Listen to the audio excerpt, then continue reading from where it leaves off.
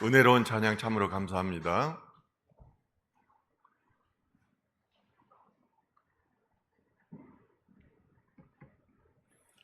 모든 사람들은 자유를 원합니다. 그러나 세상에는 다양한 규칙과 간섭이 있고 그리고 종교적 의무들이 있습니다. 그래서 이런 것들이 우리의 자유를 억압하는 것입니다. 오랫동안 신앙생활을 했다는 분들도 율법적이고 형식적인 신앙생활을 함으로써 자신의 신앙이 성장하지를 못하고 종교생활을 하는 경우가 많이 있습니다. 그러므로 신앙생활이 기쁨과 자유함을 주는 것이 아니라 죄책감을 더하게 하고 또한 자신의 삶을 더욱 속박하게 하는 경우가 있습니다. 당시 골로새 교회 성도들도 비슷한 문제에 직면했습니다. 소아시아 지역에 있는 이 골로새 교회는 아주 작은 그 지역이었는데 그곳에 영주주의라고 하는 철학을 비롯해서 천사 숭배와 그리고 공리주의, 신비주의와 같은 그런 온갖 철학과 이단들이 교회 안에 들어와 있었습니다. 영주주의는 어떤 것입니까? 영이 선하다는 것입니다. 그리고 육체는 악하다는 이분적인 그런 원리를 가지고 있어요. 그런데 이런 것들이 기독교 용어와 성경을 빌려 쓰지만은 본질적으로 복음을 왜곡시켰습니다. 영주주의자들은 구원은 지식에서 얻는다고 믿었습니다. 그래서 예수님의 십자가의 그 구원이 아니라 특별히 비밀 지식을 깨닫는 것이 구원에 이르는 길이라고 가르쳤습니다. 이에 대해 바울은 말합니다. 그리스도인들은 이러한 초등학문을 뛰어넘어야 한다. 그리고 예수 그리스도의 교훈을 따라서 예수 그리스도의 말씀을 따라서 살아야 한다고 가르치고 있습니다. 우리의 구원과 자유는 오직 예수 그리스도께 있다는 것입니다. 율법이나 세상의 규칙 그리고 인간의 규칙이 아니라 그리스도의 십자가와 부활이 참된 자유를 준다는 것입니다. 그러면서 바울은 예수 그리스도에 대해서 소개합니다. 예수 그리스도는 하나님과 함께 선지하시는 하나님이다. 그리고 하나님과 함께 천지 만물을 창조하신 하나님이다. 그리고 하나님의 형상의 참모습이신 그리스도라고 말하고 있습니다. 그리고 예수 그리스도는 천사들과 구별되는 천사들 위에 있는 분이고 하나님의 비밀이 그리스도를 통해서 이 땅 가운데 오셨다고 말합니다. 그럴 뿐만 아니라 예수 그리스도는 교회의 머리가 되시고 그리고 우리 안에 거하신다고 그렇게 가르치고 있는 것입니다. 오늘날 우리나라의 목회자를 포함한 많은 성도들이 복음에서 떠나 심각하게 변질되고 오염되어 있습니다. 복음을 떠나니 하나님 나라가 아닙니다. 자기 교회 중심으로 변질되었습니다. 하나님의 영광이 아니라 목회자의 영광으로 변질되었습니다. 오직 십자가와 부활이 아니라 자기 확장과 자기 성공으로 변질된 것입니다. 심지어는 말씀을 떠나니 뉴라이트라고 하는 잘못된 역사관에 사로잡혀서 온갖 거짓된 주장을 다하고 있는 것입니다. 이처럼 교회들이 변질되어 가고 있는 이때의 본문 말씀을 통해 우리는 붙잡아야 될 진정한 자유가 어떤 것인지 깨닫게 되기를 소망합니다. 첫째로 율법적 규례로부터의 자유입니다.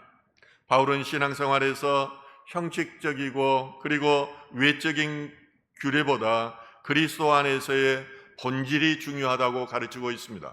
그러므로 오늘 본문 16절과 17절은 이렇게 말합니다. 그러므로 먹고 마시는 것과 절기나 초하루나 안식일을 이유로 누구든지 너희를 비판하지 못하게 하라. 이것들은 장래일의 그림자이니 몸은 그리스도의 것이니라. 바울은 먹고 마시는 것과 절기나 초하루나 안식일을 이유로 누구든지 너희를 비판하지 못하게 하라고 말합니다. 당시 유대인들은 구약의 규례에 의해서 구원을 받는다고 생각했습니다. 그 규례들이 613가지나 되었습니다.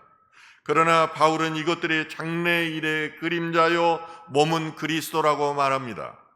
절기나 규례는 예수 그리스도를 가리키는 그림자였을 뿐 실체는 예수 그리스도라는 것입니다. 예수 그리스도가 이 땅에 오셨기 때문에, 실체가 오셨기 때문에 그림자에 매달릴 필요가 없다는 것입니다. 그러므로 오늘 본문은 그러므로라고 시작합니다.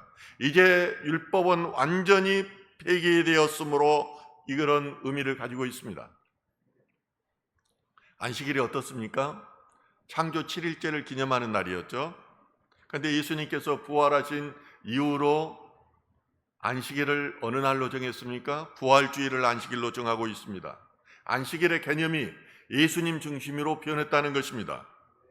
정결의식은 어떻습니까?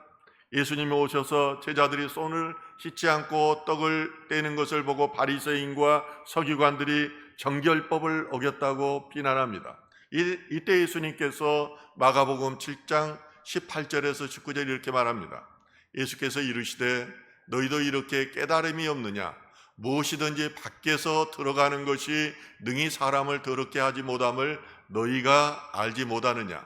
이는 마음으로 들어가지 아니하고 배로 들어가 뒤로 나감이라. 이러므로 모든 음식물을 깨끗하다 하시니라. 사람 밖에서 사람 안으로 들어오는 것이 우리를 부정하게 만들지 않는다는 것입니다. 사람 안에 들어있는 것에서 나가는 것이 더럽고 부정한 것이라고 예수님께서는 말씀하십니다. 우리 몸 안에서 나가는 것들이 어떤 것들입니까? 악한 생각, 음란한 것, 탐욕, 그리고 교만, 이런 것들이, 죄된 모든 것들이 우리 안에서 나오는 것들입니다. 베드로가 요바에서 기도하는 중에 하나님께서 환상을 열어 보여주셨습니다. 하늘이 열리고 큰 보자기가 하늘로부터 이렇게 내려오는데 그 안에는 온갖 네반 달린 들짐승들이 있었습니다. 그리고 기어다니는 팥죽류와 같은 것들이 그 안에 있었습니다. 이런 것들은 어떤 것들입니까? 구약에 의하면 부정한 것들이었습니다.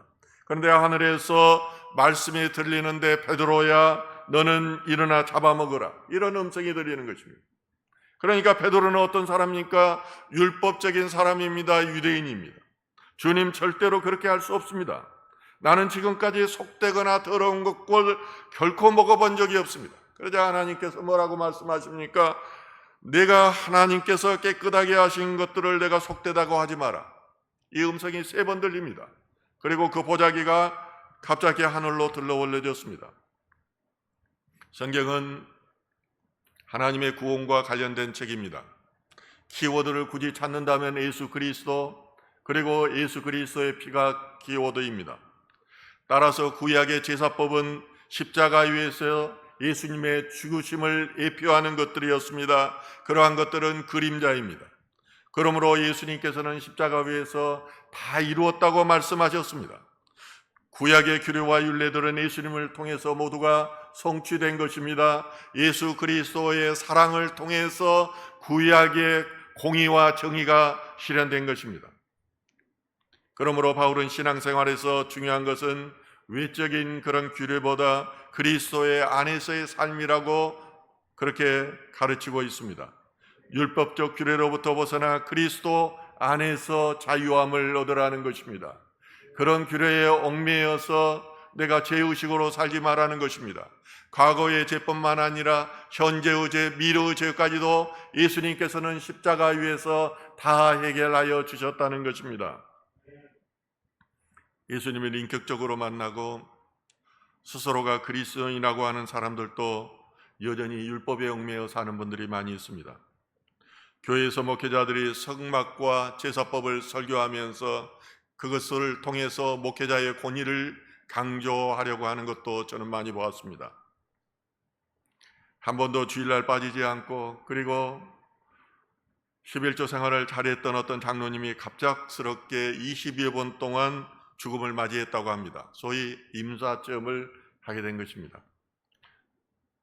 이때 그의 영이 육으로부터 이탈해서 빛의 세계에서 들어가 주님을 만났는데 주님이 너는 천국에 들어갈 수 없다고 말하더라는 것입니다.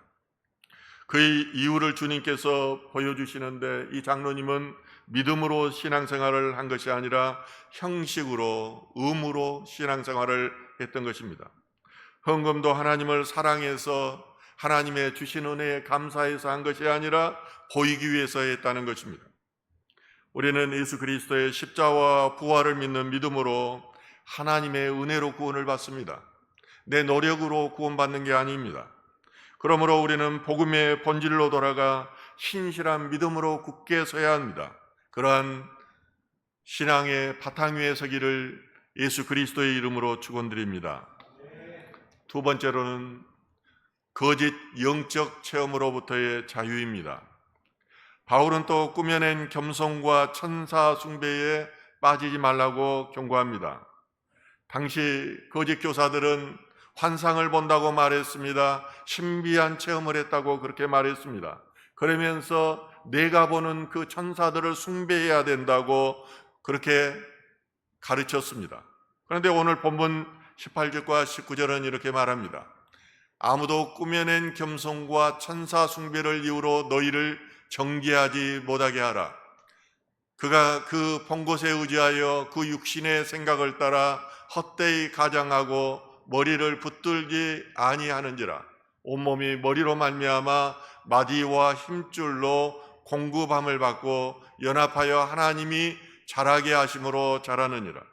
오늘날도 교회에서 천사를 봤다는 그런 분들이 있습니다. 우리 교회에서 천사를 봤다는 분도 저는 들었어요.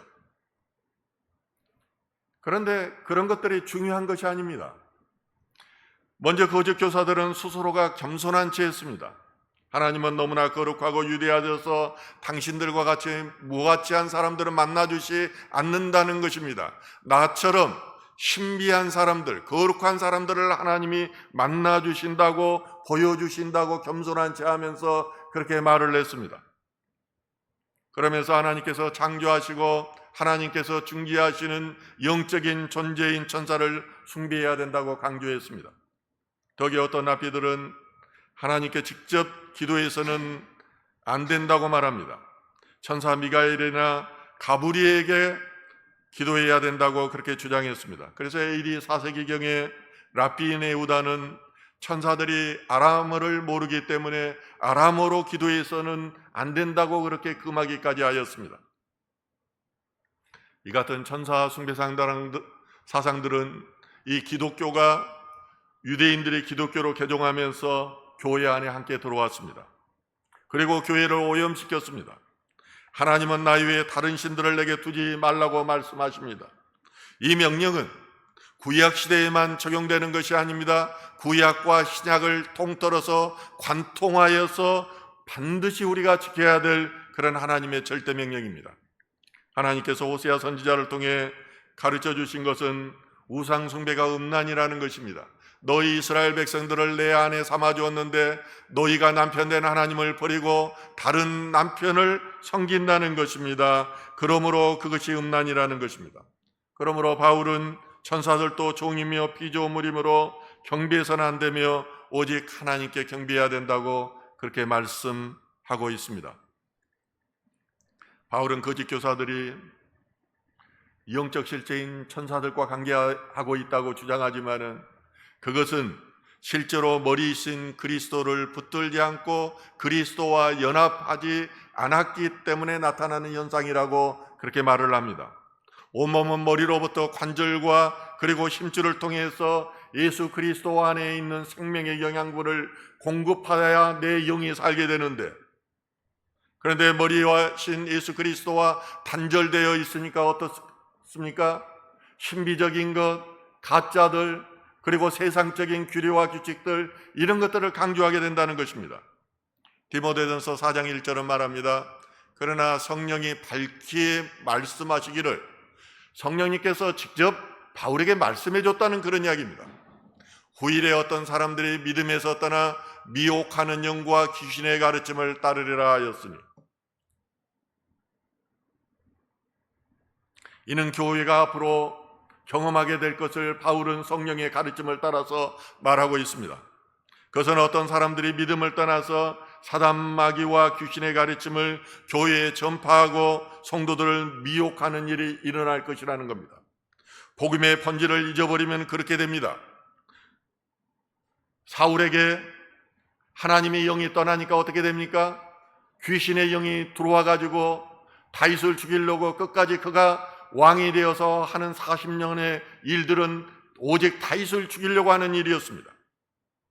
말씀을 깨닫지 못하고 복음의 본질을 잊어버리면 그렇게 되는 것입니다. 미혹의 영과 그리고 귀신의 가르침을 따르게 된다는 것입니다. 이런 것들은 중독성을 가지고 있습니다. 한번 빠지면은 거기에서 헤어나지 못하는 것입니다. 우리가 일상 가운데 느끼는 음주, 그리고 마약, 음란, 이런 것들만이 중독성을 가지고 있는 게 아닙니다. 이단에도 한번 빠지면은 중독성을 가지고 있어서 악한 영이 그 안에 임하 있어서 헤어나지를 못하는 것입니다. 기존 교회 가면은 너무 밋밋해서 재미가 없어서 신앙생활을 못하는 것입니다. 저도 영어로 말하면은 죽은 자를 살리는 것 외에는 체험해 보지 않는 것이 없습니다. 그러나 그것들이 중요하지 않기 때문에 말하지 않습니다. 사도 바울도 삼천증을 경험했습니다. 그는 죽은 자를 살리기까지 하였습니다. 그러나 그것들 강조하지 않습니다. 중요하지 않기 때문입니다. 왜 그러면 하나님의 사람들에게 이런 걸 보여줄까요? 너희가 믿고 있는 것이 가짜가 아니라 진짜라는 것을 말씀대로 살면은 하나님께서 너에게 복을 주신다는 것을 가르쳐 주기 위해서 그걸 보여주는 것이 아닙니다. 그러므로 그것은 수단일 뿐이기 때문에 예수 그리스도와 십자가의 그리고 그 부활을 가리는 수단으로 사용해서는 안 된다는 것입니다. 오늘날 어떤 이들은 종종 신비 체험이나 기적을 강조하면서 그리스도의 십자가보다 그것을 더 앞세우는 경우가 있습니다. 온갖 이단들이 다 이런 사람들입니다. 묵상해 보면 그런 사람들이 그런 걸로 미혹해서 사람들을 망하게 하는 것입니다. 지옥불로 이끌어가는 것입니다. 신천지나 통일교에서는 신비주의를 넘어 자신들을 지키려고 이제는 정치권에까지 줄을 대고 있습니다. 그러나 성경은 분명히 말합니다. 머리는 오직 그리스도시며 교회는 그분께 붙어 있을 때에 온전히 서 있는다는 것입니다. 우리의 신앙의 기준은 체험이나 기적이 아닙니다. 우리 신앙의 기준은 오직 예수 그리스도여야 됩니다. 오직 하나님의 영광이어야 됩니다. 여러분 엊그제 경험했지 않습니까? 우리가 수련회 때도 군더더기가 없었습니다. 오직 하나님께 영광, 오직 예수 그리스도, 이 주제를 가지고 우리가 날아갔을 때 하나님의 임재와 성령님께서 함께 하신 것을 경험할 수 있었습니다. 그러므로 우리는 예수 그리스도를 인격적으로 만나고 예수님의 말씀이 자신의 삶을 통해서 능력으로 드러나기를 간절히 축원합니다. 세 번째로는요, 인간의 규칙과 금욕주의로부터의 자유입니다. 그리스도는 세례를 통해서 그리스도와 함께 죽은 자들입니다. 이 말은 우리가 죄와 자라고 하는 자신, 그리고 세상을 지배해야 하는 초보적인 원리들에 대해서 죽었다는 것입니다. 우리가 알고 있는 견고한 진과 같은 지식의 세계, 경험의 세계로부터도 죽었다는 것입니다. 그러므로 교회는 하나님의 방식으로 운영되는 것이지 세상의 방식과 원리로 운영되는 것이 아닙니다. 유다가 예수님을 배반하고 떠났을 때 이제 새로운 제자를 선발할 때도 어떻게 합니까? 세상의 방식대로 하면 투표하고 해야 되죠. 그렇지만 기도하고 심지뽑기로 장로를 선발했어요. 오늘 본문에 나오는 골로새 교인들은 여전히 이 세상에 속해 사는 것처럼 율법을 주인으로 섬기었습니다. 인간의 규칙과 금욕주의를 따라서 살고 있었습니다. 그들의 삶이 주님의 말씀에 따른 복음적인 삶으로 변화되지가 않는 것입니다. 이에 대해 바울은 말합니다. 손대지 말라, 맛보지 말라, 그리고 만지지 말라와 같은 규칙들이 사람의 명령과 가르침일 뿐이라고 말하는 것입니다. 이런 것들은 겉으로는 경건해 보이지만은 실제로는 죄와 욕망을 이기는데 아무런 힘이 없다는 것입니다. 골로새서 2장 23절은 말합니다. 이런 것들은 자의적 숭배와 겸손과 몸을 괴롭게 하는 데는 지혜 있는 모양이나 오직 육체에 따르는 것을 금하는 데는 조금도 유익이 없느니라. 엘리야 선지자가 바알 선지자 450명과 이렇게 대결을 하는데 어떻게 합니까? 바알 선지자는 하루 종일 불을 내려달라고 기도합니다. 안 되니까 창과 창으로 막 몸을 자해하면서까지 이렇게 불을 내려달라고 자기 신께 기도해요. 근데 이 엘리야는 어떻게 합니까? 제단을 수선합니다. 그리고 재물 송아지를 넣고 오히려 역설적인 방법을 택합니다. 물을 3번이나 붓습니다. 그리고 기도하니까 불이 내워서 그 제단에 재물을 다 태워버리는 거예요. 참된 영생은 그러면 무엇일까요? 참된 영생은 죄에 대해서 죽게 하신 그리스도와의 연합을 통해서 나는 죽고 예수만 사는 것입니다. 한 번 죽는 것으로 끝나는 것이 아니라 계속해서 죽는 거예요. 매일 죽는 거예요. 연합수련회 때 가서도 저한테 깨달음을 주는 게 있었어요.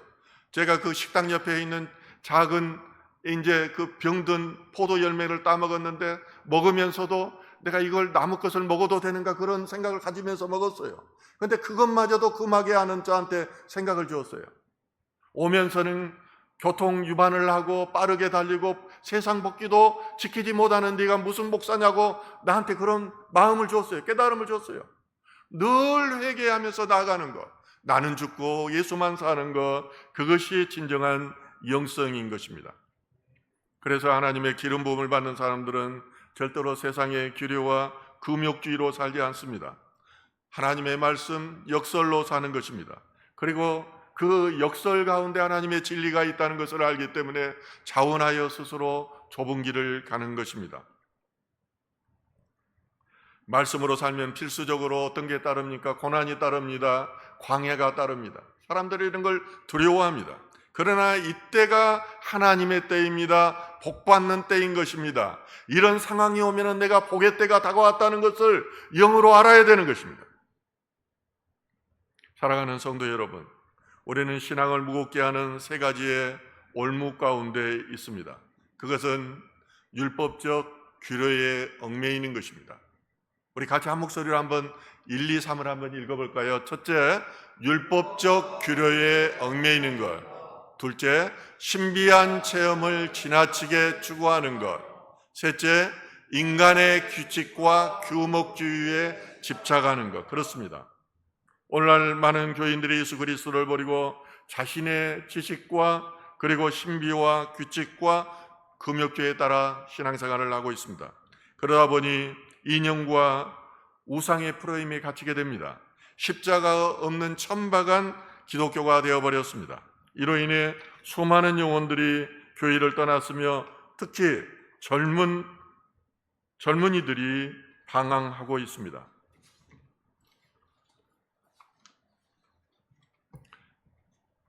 그러나 우리는 오늘 본문에서 말하는 것처럼 오직 십자가 그리고 그 안에서 예수 그리스도를 붙들어야 됩니다.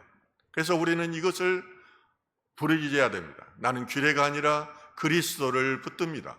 나는 체험이 아니라 복음을 붙듭니다. 나는 인간의 규칙이 아니라 성령 안에서의 자유를 누립니다. 이런 것을 고백하며 삶 속에서 실천하는 저와 여러분 되기를 주님의 이름으로 축원합니다. 오늘 본문 말씀을 생각합니다.